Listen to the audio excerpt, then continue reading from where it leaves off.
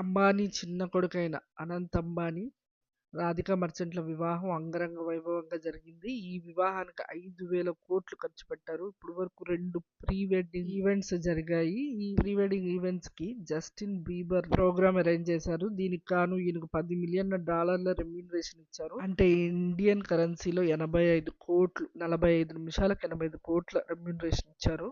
As it is Justin Bieber street స్టైల్లో white west dressing ధరించి ఈ ప్రదర్శన జరిగింది. అలాగే జస్టిన్ బీబర్ తన తండ్రి కాబోతున్నట్టు 2 మంత్స్ బ్యాకే ప్రకటించారు.